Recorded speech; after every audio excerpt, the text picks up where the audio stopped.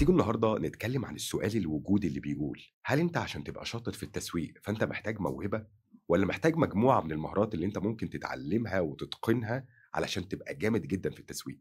اتفرج على الفيديو ده وانا هفاجئك. بسمع ناس كتير بيقولوا ان البيع والتسويق صنعة وموهبة، وفي ناس تانية بتقول انا مش بعرف ابيع، انا مش كاريزما وما بعرفش اقنع حد. اكيد الموضوع ده للناس اللي عندها كاريزما ودمها خفيف وبيعرفوا يقنعوا الناس، بس خليني هنا بقى اقول لك على حاجة هتفرق معاك جدا. التسويق مش موهبة، التسويق عبارة عن مجموعة من المهارات بتتبني، عاملة بالضبط كأنك أنت رُحت جيم وقررت إنك أنت تبني لك شوية عضلات. تعالَ نفكك الجملة دي واحدة واحدة كده وببساطة. الموهبة معناها إنك أنت كده بدأت من نقطة أعلى من غيرك، لكن المهارات إنك تقدر توصل لنقطة أعلى من أي حد لو طبّقت وركزت وطوّرت من نفسك. دراسة من جامعة هارفارد بتقول 85% من أنجح المسوقين الرقميين في أول 5 سنين كانوا بيشتغلوا في مجالات ما لهاش علاقة أصلًا بالتسويق، لكنهم قرروا إن هم يتدربوا على مهارات التسويق بشكل مستمر ومنهجي. طب السؤال هنا إزاي أتعلم تسويق؟ 1. افهم إن التسويق بيتقسم ما بين علم نفس، فانل،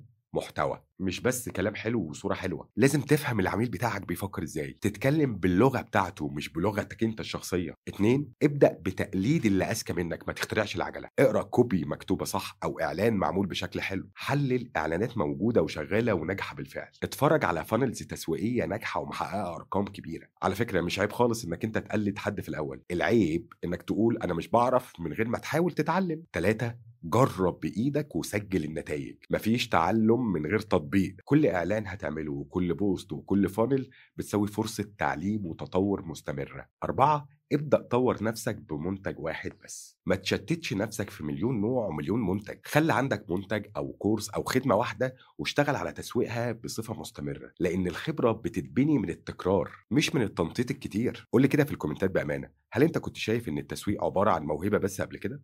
هستنى ردك. السلام عليكم.